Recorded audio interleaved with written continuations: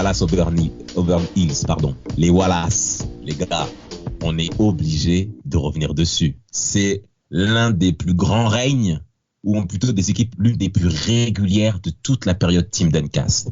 Les Detroit Pistons. Les Pistons de Détroit. On est obligé de passer par là. Les gars, je vous entends. Quelle est la première image que vous avez de cette équipe? Je suis d'accord avec toi. Bon, moins sur l'un des plus grands règnes de la période Team Duncast.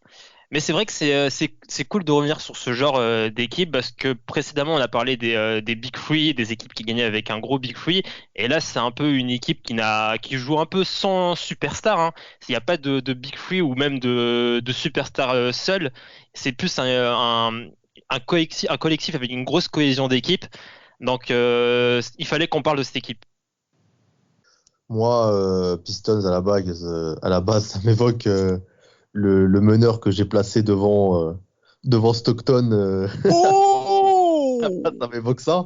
Mais bon, bien sûr, je parle d'Isiah Thomas. Mais bon, 4. on va se concentrer sur notre période. Là, c'était juste un petit rappel pour notre podcast sur John Stockton. Yes. Mais moi, ça me rappelle surtout ouais, les Wallace. Moi, c'était les Wallace et puis un de mes chouchous, Chauncey Billups.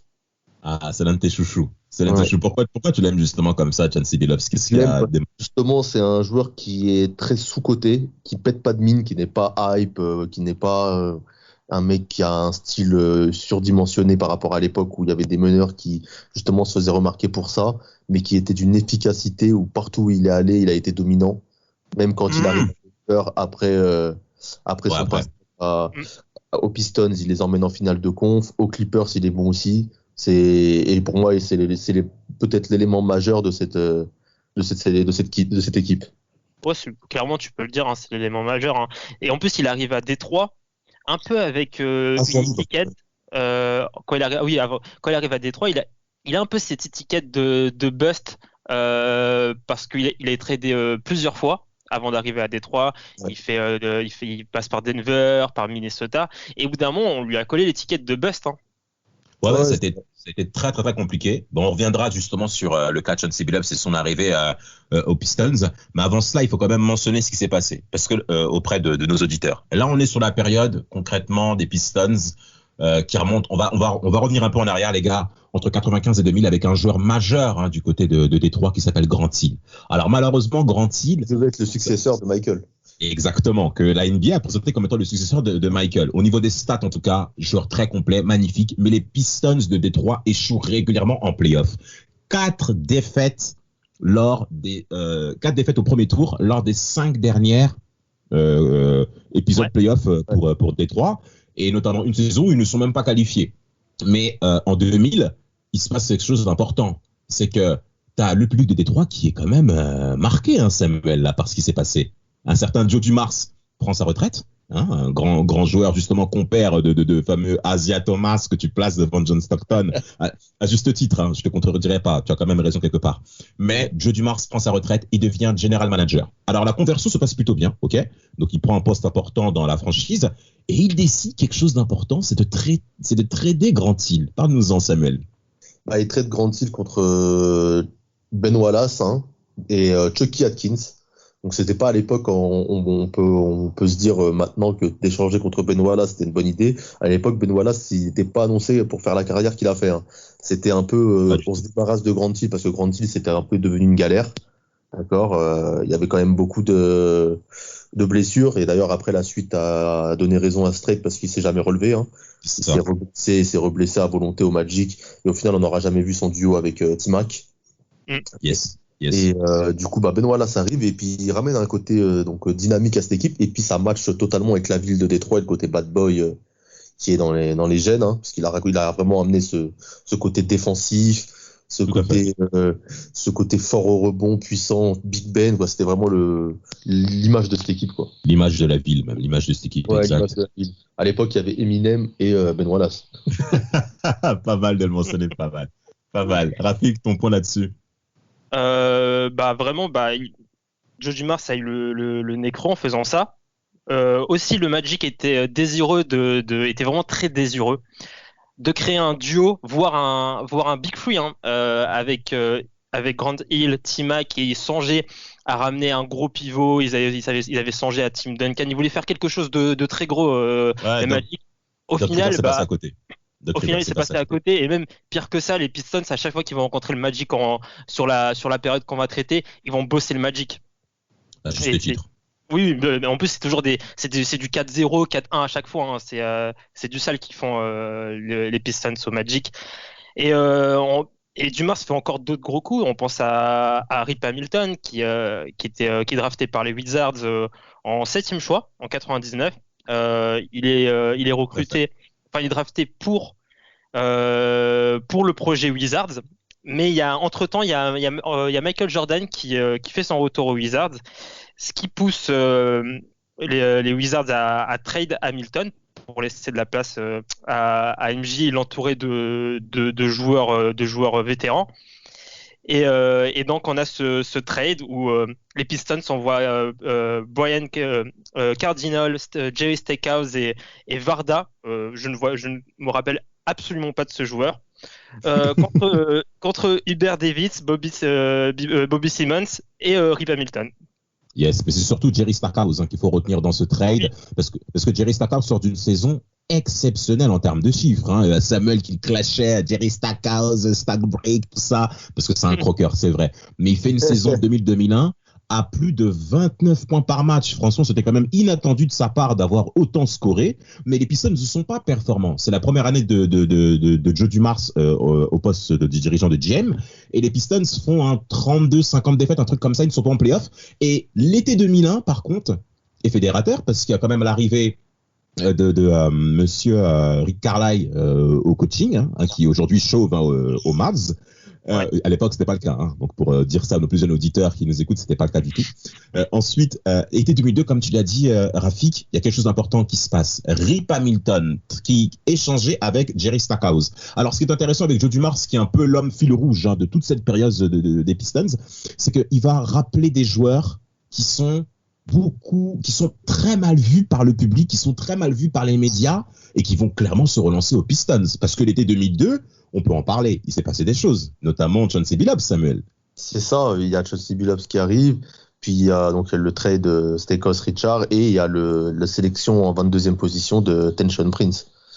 Tayshaun Prince qui sera aussi après champion olympique avec Team USA, qui fera une très grande carrière et qui est un super défenseur.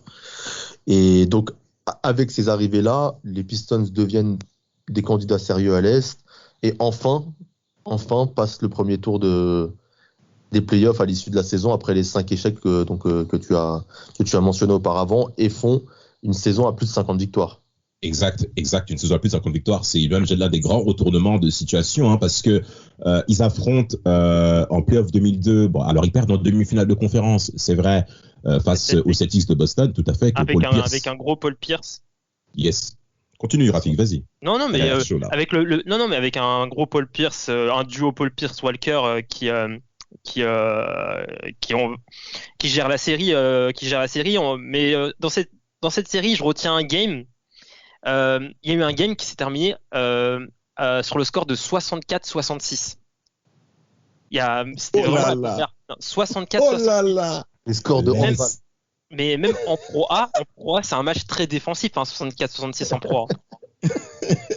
Ça rigole pas, les gars. 64-66. On dirait que le meilleur scoreur, c'était Laurent Forest. Un très bon shooter en plus. Un très bon shooter, Laurent Forest. Un très bon shooter. Maintenant, ce qu'il faut mentionner, c'est que été 2002, il y a en effet ce qu'a mentionné Samuel avec ses 3 arrivées majeures. Tayshaun Prince au poste 3, d'accord, avec Rip Hamilton en échange avec Jerry Stackhouse pour justement l'avenir de l'équipe. Rip Hamilton, jeune joueur de Connecticut, et surtout l'arrivée de Chauncey Billups. Alors Chauncey Billups, comme tu l'as dit, Rafik, il a été vraiment ballotté à tout vent dans la ligue, en étant déjà drafté par les Celtics. Ensuite Toronto, ensuite Minnesota, Denver, ça se passe pas très bien. Et l'arrivée, l'évolution qu'il a au scoring, il passe quand même de 9 points, 8 points, 12 points de moyenne à un gros 16,2. Et ensuite, il enchaîne que des saisons à plus de 16 points par match, sauf la dernière au Piston où il est un peu... 12 points, ça chute. Ça chute, mais après, il se relève directement à Denver. Hein. Mais en tout cas, après ces saisons Piston, c'est que du très haut niveau, c'est le gratin du meneur de l'époque. Hein. Exactement. Alors, pour Jason Kidd, Steve Nash ou autre, mais pour moi, c'est vraiment de ce niveau-là. Hein. C'est impressionnant ce qu'il fait à Détroit. tiens, Samuel, tu parles d'un joueur qui a souvent affronté justement Chauncey Billups. Tu as parlé de Jason Kidd et on va parler des Nets de New Jersey. Pourquoi on parle de. Dalle de conf. Bien sûr, vas-y, parle-en. Je vous écoute, les gars, parce que moi, j'ai des choses à dire là-dessus. Bah, ils les battent en finale de conf en 4 manches, il me semble. Je dis pas de conneries. Avec un gros Jason Kidd. Hein. Avec un très gros Jason Kidd, mais l'équipe n'était pas encore, on va dire que l'équipe était encore en rodage. Et c'est vraiment après cette série-là, quand il va y avoir l'intersaison et l'arrivée de notre ami Larry Brown à la place de Rick Carlisle, que là, il va y avoir un vrai changement dans l'effectif. Larry Brown qui est un coach super défensif, ça va vraiment matcher avec cette équipe, avec la ville. Et en plus, Larry Brown sort aussi d'une expérience en finale avec les Sixers, faut pas l'oublier. En 2001, tout à fait. Ça, donc les deux ont envie de gagner, les Pistons et Larry Brown, et ça va matcher jusqu'en plus février 2004 et l'arrivée de ton chouchou à qui on va consacrer un podcast. Samuel, t'as raison de souligner. Comment? Non, mais je veux dire. T'as raison de souligner que le fait que Larry Brown est un coach défensif. Les Pistons, dès la première saison, les Pistons sont deuxième au defensive rating dès la première saison de Larry Brown. Vas-y. Et en fait, les Pistons ramènent Larry Brown parce que Rick Carlisle, un peu réticent à faire jouer les jeunes, notamment Tayshaun Prince qui joue des miettes de minutes. Hein, tout à fait. La première saison. Yes. Et sa saison sophomore, c'est un tout autre joueur. Tayshaun Prince, il fait une saison à 10 points de moyenne, il a beaucoup de temps de jeu et il est très important dans les playoffs qui suivront. Exact, mais Tayshaun Prince, on l'utilise clairement sur de la défense extérieure face aux arrières les plus talentueux de la ligue. On a clairement un défenseur extérieur que justement Kobe Bryant va souffrir au cours des finales 2004. On va justement revenir d'ici peu là-dessus. Alors en 2003, comme on l'a bien dit, les Nets sont clairement au-dessus. Ils sortent d'une expérience en finale NBA face aux Lakers en 2002, battu 4-0. Mais on sent que les Nets ont une meilleure maîtrise face au temps important dans ce type de confrontation en finale de conférence Est justement. Et donc ils vont battre les Pistons 3-0. Et en 2004, les gars, on a la revanche. Et quelle revanche, les gars. Quelle revanche avec une série de playoffs quand même légendaire. Est-ce qu'on peut en parler? Toi, t'as dû kiffer ta race quand t'as vu New Jersey qui était bloqué à 56 points. Non, mais gars. mais écoutez, quel est le titre majeur de notre série, les gars? C'est la dureté de l'Est. La dureté de l'Est, les gars. Marquer un point, c'est la bagarre. C'est ça qu'on veut. C'est ça qu'on aime, messieurs. Les atmosphères étouffantes. Frère, ça rigole pas. Kenyon Martin, les mecs. Lui-même, on va lui consacrer un petit podcast parce qu'il faut qu'on en parle de ce genre d'individu. Et cette série de playoffs est légendaire. Pourquoi? Parce que on a les deux premiers games où t'as les Pistons qui s'en sortent. En tout cas, qui mènent 2-0. Les Nets égalisent à 2 partout et le match 5 où il y a 3 prolongations. Je conseille à chaque auditeur qui écoute ce podcast d'aller regarder ce game. Le match 5, Nets Pistons, demi-finale de la conférence Est 2004. Vous allez vous régaler. Et les Nets s'en sortent avec un certain Brian Scalabrine, Factor X, le White Mamba, si certains s'en souviennent, qui a été clairement exceptionnel. 3 paniers à 3 points en prolongation, même 4, je crois. Franchement, il a été inattendu au cours de cette rencontre où la chaleur était clairement incroyable au Palace Overneeds. Et même un panier de Chauncey Billups qui a fait même le tour de toute la planète basket et même tout sport confondu, que je vous conseille vraiment de regarder. En tout cas, les Pistons vont s'en sortir en gagnant cette demi-finale 4-3, alors que les Nets menaient 3-2. C'est pour vous dire que clairement, les Pistons sont clairement passés à un autre niveau au cours de cet été 2004. C'est le déclic, cette série, je pense, mentalement, parce qu'après, on va en parler contre Indiana. Au final, tous les matchs sont serrés et tous jouent dans le money time, et à chaque fois, les Pacers craquent et les Pistons finissent par l'emporter, notamment au match 6, où ils sont menés de 5 points au début du dernier quart-temps, et au final, dans les instants cruciaux, ça craque, et après, au final, avec le fameux match où Reggie Miller a craqué. Vas-y, Rafik.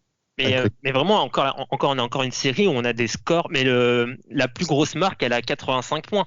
C'est vraiment des matchs étouffants. On a les Pacers qui font 3 matchs sur 6 à moins de 70 points, ou même 4, hein, il me semble. 3 ou 4 à moins de 70 points. C'est totalement étouffant. Et aussi, on rappelle que Indiana, cette saison, c'est 64 victoires. 18 défaites, il me semble. C'est un gros bilan que d'Indiana. Non, je crois c'est 61-21. C'est 61-21, il me semble, Indiana cette saison. Okay, mais en tout cas, c'est l'un des meilleurs bilans. C'est le meilleur bilan de la ligue. C'est le meilleur bilan de la ligue. Parce voilà. à l'ouest, t'as les T-Wolves qui sont premiers à l'ouest avec Kevin Garnett, qui est même MVP de cette saison 2004, où clairement le niveau était clairement vraiment élevé. Justement, c'est bien que tu en parles, parce que moi j'ai vraiment des souvenirs de cette année-là, parce que en tant que supporter des Lakers, j'étais hypé par le fameux quatuor Peyton, Malone, bien sûr. Shaq, pour gagner encore une fois. J'étais en pleine folie, donc j'ai vraiment des souvenirs à fond de cette saison. Et je me rappelle qu'à l'époque, à l'Ouest, c'était vachement les paillettes, c'était la folie, même le match contre les Spurs des Lakers, etc. Non, c'était dur. Incroyable. Et à l'Est, je me rappelle, on avait l'image, nous, en tant que gamin, tu sais, quand tu commences à regarder le basket, c'est de se faire chier. C'était vraiment la défense, c'était le côté, en fait, c'était moins saute à l'œil. Alors que, tu sais, en grandissant, au final, j'apprécie maintenant ces matchs. Pas mal. Mais quand t'es petit, tu vois, tu regardais de l'autre côté, t'avais le buzzer de Derek Fisher, t'avais les Spurs, t'avais les Lakers, t'avais les Shaq qui démonte tout. Sur les épaules de Brad Miller, en lui mettant les jambes autour de la tête. C'était vraiment à l'ouest, les paillettes, la folie. Et à l'est, c'était vraiment dur, mais c'était vraiment le basket des années 80, quoi. 90, c'était vraiment dur. Et quand t'es petit, moi, à l'époque, en 2004, on avait 10-11 ans. On me rappelle, on disait toujours, à l'est, voilà, quoi. Genre, c'était relou. Et par contre, en finale, après, c'est là que ça a fait la différence. Et qu'en finale, on a vu les Pistons, mais étouffer les Lakers. Et là, on a vraiment donné du crédit vraiment à partir de cette finale où on a vu que ça blaguait pas, quoi. Et quelle finale après cette sortie de cette série des Pistons face aux Indiana Pacers en finale de conférence Est, où je vous rappelle, au match 2, il y a eu 26 contre. 26 contre, les gars, au cours du match 2, que je vous conseille clairement de regarder, parce que Tayshaun Prince fait un contre sur Reggie Miller, décisif, et même Reggie Miller est tellement étonné, tout le monde est surpris, mais Tayshaun Prince se déchire, et clairement, ça marque que les Pistons cette année, ils vont rien lâcher. Alors, ils vont battre Indiana 4-2, à mon grand regret. Pacers Pistons, c'était un peu le classique à l'Est de cette période. Hein. En plus, c'était le tour de Rick Carlisle face aux Pistons à chaque fois, donc c'était vraiment... D'ailleurs, ça a fini en bagarre, on en parlera dans un podcast obligatoire. C'est toujours des histoires, ces matchs-là, c'était incroyable quand même. Alors, Rafik, si tu peux revenir sur le début de la finale 2004 avec nos fameux Pistons, qui sont pas forcément favoris face au quatuor des Lakers de Samuel. C'est clairement l'outsider, hein, mais ils ont été outsiders limite pendant tous les playoffs, et là ils arrivent contre des Lakers diminués un peu. Mentalement surtout, ça va pas du tout. Mentalement ça va pas très bien avec Kobe Bryant qui énerve un peu les anciens, comme Shaquille O'Neal, Peyton, Malone. Avec Malone, ça se passe bien, c'est surtout Malone et Shaq. Ouais, je suis d'accord avec Samuel. Hein. Avec Peyton, c'est des vrais potes. Hein. C'est Shaq, bien entendu, et Malone avec la Mexicaine. C'est un peu bizarre. mais Malone arrive diminué dans cette finale, blessure au genou, pendant le Game 6 contre les Spurs, il me semble. Il se blesse. Contre les T-Wolves. Les T-Wolves. C'était en demi-finale de conférence contre les Spurs. Et premier match au Staples Center. Les Pistons l'emportent avec la manière. Yes. Et on a vraiment, c'est une grosse intensité que mettent les Pistons au rebond. Ben Wallace étouffe Shaquille O'Neal. T'as des joueurs en sortiment comme Williamson qui apporte beaucoup d'énergie. Williamson vraiment c'est quelqu'un, il apporte vraiment énormément d'énergie, beaucoup de dureté.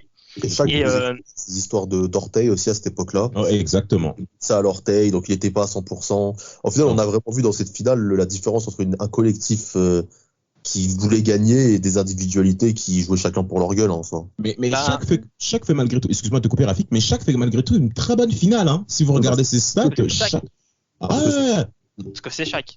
c'est Kobe Bryant qui passe clairement à côté. Kobe croque.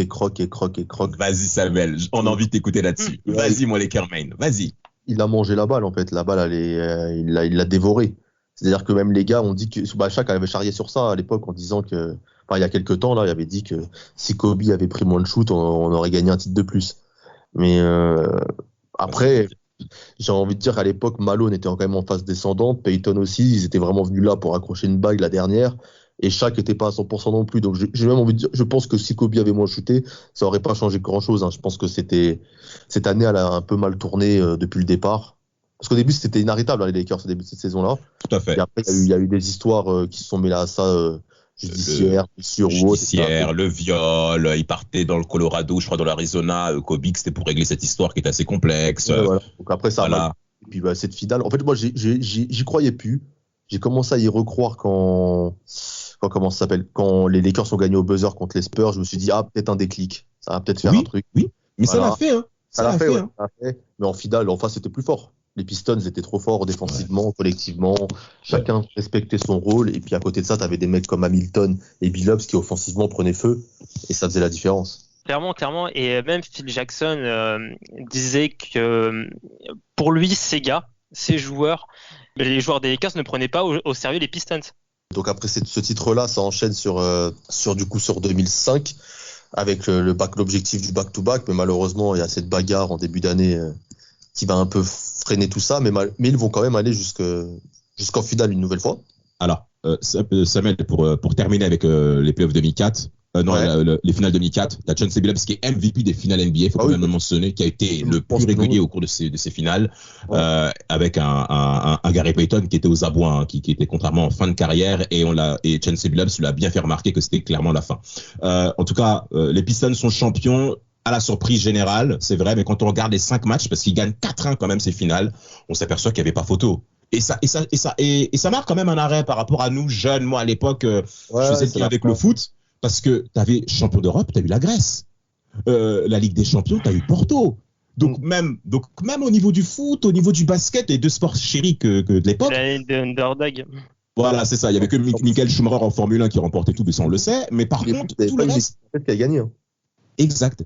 Mais les grosses teams qu'on s'attendait qu'ils puissent gagner, c'était pas le cas. Et donc même un petit coucou à nos frérots des libéraux qu'on rappelle d'ailleurs à tous nos auditeurs même d'écouter ça, vous allez vous régaler. Eh ben franchement, la team des Pistons a clairement marqué un arrêt par rapport à qui pouvait gagner en NBA.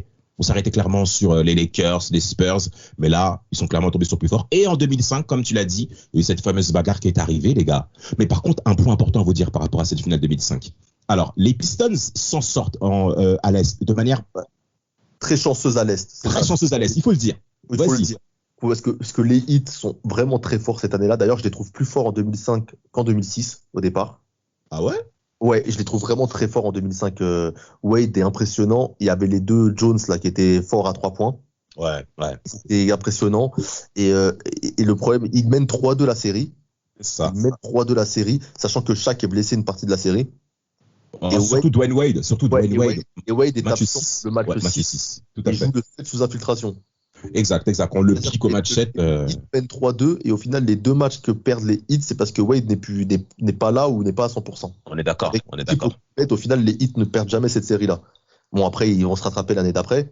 Clairement. Mais en tout cas, les Pistons vont en finale cette année-là avec beaucoup de réussite. Et en face, on a vu que, cette fois-ci, c'était les Spurs et les Spurs n'étaient pas là pour blaguer. C'était pas le même résultat. Quel est ton regard sur les Pistons 2005? Bah vraiment, ils sont en place et j'ai l'impression même qu'en fait ils sont toujours outsiders. Ils sont toujours outsiders pour le titre et ce qu'ils font quand même d'aller jusqu'au match 7 contre les Spurs, ça reste très très fort. Ils ont gardé le même noyau. Ils ont pas chamboulé l'équipe. C'est toujours la même équipe et vraiment ils montrent que ce n'était pas un accident le titre 2004. Est-ce que c'est pas la plus belle finale des années 2000? Je pense que c'est peut-être la plus équilibrée, parce que ça s'est joué à rien. Hein. T'as Robert Horry qui fait un match 5 exceptionnel. Ce que j'allais dire. Voilà, parfait. Robert Horry, d'ailleurs, il faut que tu le dises puisque t'es un Laker main. Donc ton gars, Robert Horry, pourquoi d'ailleurs les Lakers l'ont libéré? Bon, ça c'est un autre sujet. concrètement, pour Karl Malone. Bah non, parce qu'il est là en 2004, Robert Horry, non? Oh, je sais plus. Vas-y, peu importe. Non, il est en plus sur Non, Robert Horry, il est pas là en 2004. Ouais, il s'est barré. N'importe quoi. C'est pour Karl Malone. Ouais, c'est Karl Malone. Et aux Spurs quand ils affrontent les Lakers en 2004. Tout à fait. Et en plus, t'as Robert Horry qui fait un match 5 exceptionnel, je revenais sur lui. Après, t'as Rashid Wallace qui fait un match 6 exceptionnel face aux Spurs, qui évite l'élimination, parce que clairement, la fin du game, c'était pour Rashid Wallace, mon chouchou, hein, que tout le monde doit savoir. Hein. Moi, Rashid Wallace, c'est mon numéro 2 après Jermaine O'Neal. Et ensuite, je le place, je peux le dire. Mais au match 7, les Spurs l'emportent. Alors, point important à signaler au cours de cette finale 2005, Larry Brown, coach des Pistons, était en train de préparer son contrat aux Knicks. Chauncey Billups. En plus, il était malade en plus. Hein. Ouais, malade pendant une bonne partie de la saison. Et monsieur se permet de gérer son futur contrat avec les Knicks. Alors, Joe Dumars, il pète les plombs, parce que Joe Dumars aussi, il faut le dire, hein, il s'entend pas forcément très bien avec ses coachs au cours de son règne dans le board des Pistons. Et monsieur Larry Brown se permet de gérer son contrat en pleine finale NBA. Franchement, faut le faire quand même. Donc, ça prend un bon coup au moral aux Pistons. Cependant, il y avait un tel leadership dans cette équipe qui vont quand même perdre cette finale au match 5 avec les honneurs, il faut le dire, mais avec un Tim Duncan qui était clairement stratosphérique. Et en 2006-2007, les gars, il faut quand même le dire, les Pistons, ça descend. Ça descend. Après, il y a quand même une saison régulière en 2006 qui est énorme, hein, faut le rappeler. Oui. Ouais, avec Thunder, c'était la première saison de Thunder. 64 victoires, ouais. Ils battent le record de la franchise, hein, quand même. Et ça devient même une équipe, ça devient limite une équipe offensive, hein, avec Philip Sanders. Ouais, et d'ailleurs, il faut rappeler aussi un truc qu'on a complètement oublié de mentionner, c'est qu'à la draft 2003, ils draftent Darko Milicic qui va être tradé en 2006. D'ailleurs, on a complètement oublié de le mentionner, c'est cette équipe aurait pu avoir une big star aussi, et que le fait d'avoir drafté Darko Milicic, ça a peut-être été un mal pour un bien au final, et ça a peut-être fait que cette équipe a eu un titre qu'elle n'aurait peut-être pas eu avec une superstar comme Carmelo Anthony. Ou peut-être elle en aurait gagné plus. Hein. Là, ça, on le saura jamais. Peut-être, hein. on sait pas, mais c'est vrai que. Voilà, je viens de penser à ça, parce que c'est vrai qu'en 2006, il y a ce fameux trade de Milicic qui sera échangé contre Arroyo et Kelvin Cato, hein, pour vous dire qu'il n'aura pas laissé une trace impérissable effective. Et au final, ils perdent en finale de conf contre les Heat cette fois-ci. En parlant de draft, aussi en 2003 avec Milicic, il y a aussi un joueur, je suis obligé de le mentionner parce qu'il a fait beaucoup d'années aux Bucks et je trouve que c'est un bon joueur, c'est Carlos Delfino, qui était bon dans la rotation des Pistons, qui faisait bien ce qu'on lui demandait, quelqu'un avec un très beau. Aussi. Et ainsi, il y a McDyess qui signe en free agent. Antonio McDyess qui signe en FA, mais lui c'est en 2005 qui met en FA ou en 2004. C'est une des deux saisons. Était 2004, Antonio McDyess. Donc, quand même, en fait, en plus d'avoir un 5 de départ très bon, il y avait aussi des joueurs sur le banc qui apportaient. Il y avait Mike James, il y avait Lindsey Hunter. Alors qu'en plus, Lindsey Hunter, il a été un peu balancé partout, hein, mais il est revenu aux Pistons et il répondait présent en sortie de banc. Des gars comme Delfino, McDyess, comme on vient de citer.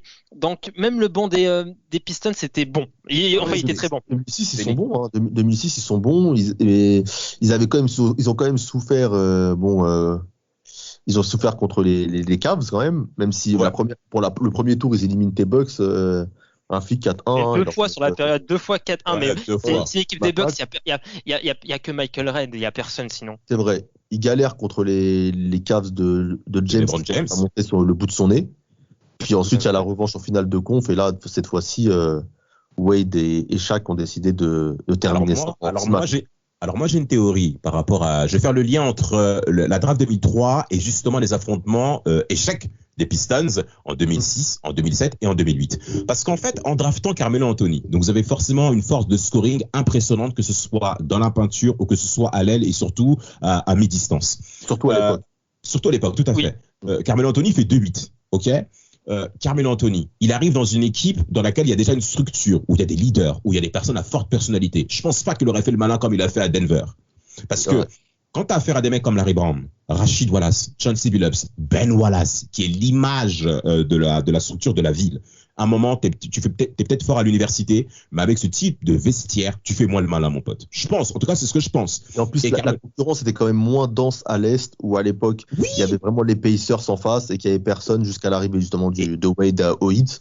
Et il aurait peut-être eu plus sa chance aussi là-bas. Et ce qui est même intéressant pour terminer ma démonstration, c'est que ça aurait même donné du boost aux Pistons lors des années 2006, 2007, 2008. Je vous rappelle que... Ça aurait fait des frustrations de fou. Hein. Mais ça aurait été la folie. En 2006, le Heat sort les Pistons de Détroit en finale de conférence S 4-2, sans forcer. Franchement, physiquement parlant, j'avais rarement vu les Pistons aussi dominés. Parce que Antoine Walker joue au poste 3 côté Heat. Et il affronte Tayshaun Prince en 1 contre 1. Et t'as Rip Hamilton face à Dwayne Wade. Tu veux que Rip Hamilton fasse quoi face à Dwayne Wade? Flash! Les gars, réveillons-nous. Et concrètement, Shaq dans la peinture, avec Ben Wallace, qui est certes très impressionnant, mais qui est clairement... gros Shaq et tout, à cette époque-là, il avait pris et tout, c'était un monstre. Non, Shaq s'est clairement positionné pour enfin dominer les Pistons de Détroit après 2 échecs 2004 et 2005. Parce qu'il faut le dire, Shaq avait rarement perdu année 2000 face à quelqu'un. Et ben les Pistons ont été la réponse. 2007, les gars, faut qu'on parle quand même d'un avènement. LeBron James. Et Ben Wallace part aussi. Ah oui, il faut le dire, Ben Wallace part. C'est la grosse différence. Il part aux Bulls en agent libre. Et là, ça sonne le début de la fin déjà. Ça fait mal. Même si les Bulls font un très bon bilan, même si les Pistons font un bon bilan encore à 53-29, hein, ils font toujours des bonnes saisons régulières dans cette période-là. Ils prennent Weber à la place en espérant que. C'est ça, Chris Weber. Qui remplace Ben Wallace numériquement et que ça fasse la même chose. C'est Nazer Mohamed qui vient, il me semble.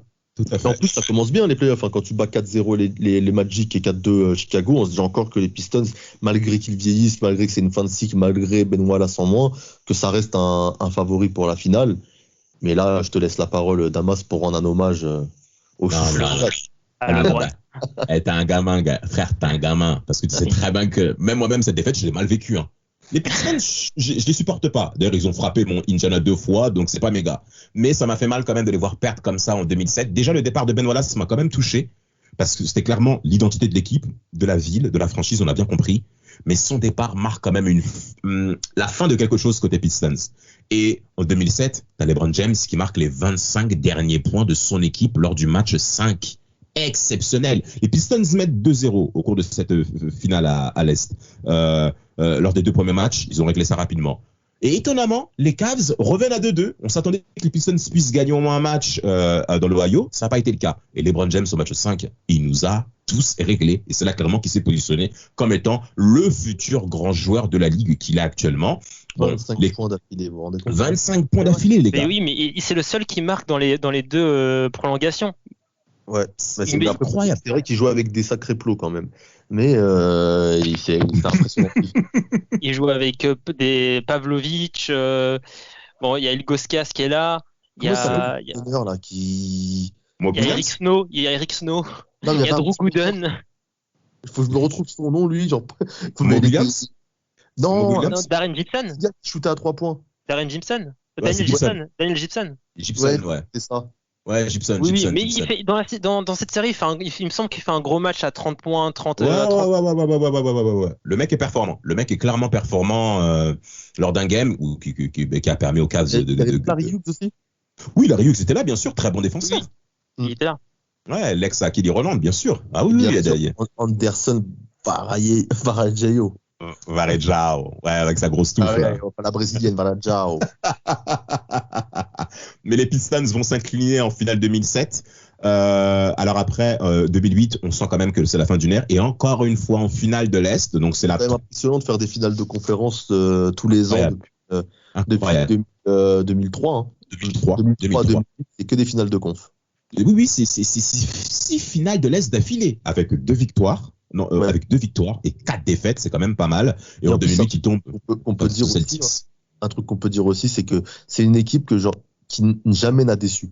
Elle a toujours perdu contre plus fort qu'elle. Ouais, sur le moment, ouais. Quand elle a gagné, elle a surpris. Et quand elle a perdu, à part contre les Cavs à la rigueur, voilà, il y a je suis quelque chose d'accord. à dire. Elle a toujours perdu contre plus fort qu'elle. Contre les Celtics, il n'y a rien à dire. Contre le Heat, il n'y a rien à dire non plus. Rien à dire. À l'époque, il n'y avait rien à dire. C'est une équipe qui a toujours tiré le maximum de son potentiel. Les supporters des Pistons ne peuvent jamais cracher dans la soupe en disant qu'un joueur s'est caché derrière ses responsabilités ou ne s'est pas donné un fond. Et c'est quand même une fierté quand tu supportes une équipe comme ça, je trouve. Quel est pour vous le dernier mot de la fin? Qu'est-ce qui a manqué aux Pistons pour pouvoir amener plusieurs victoires NBA pendant leur règne? Rafik?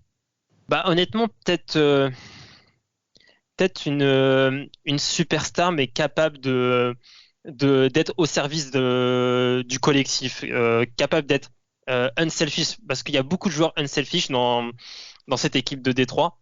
Je pense que c'est ce qui manquait pour gagner 2 titres ou 3 titres sur toute la période. Samuel, pour toi? Bah, moi, j'ai envie de dire que quand même de 2000 à 2000, même j'ai envie de dire 2010-2015, il n'y a pas beaucoup d'équipes qui ont pris des titres aux Lakers et aux Spurs.